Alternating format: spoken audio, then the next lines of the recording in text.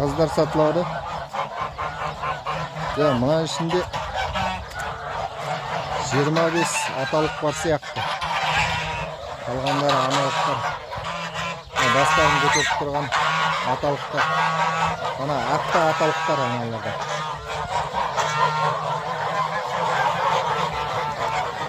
Домашний қаздар.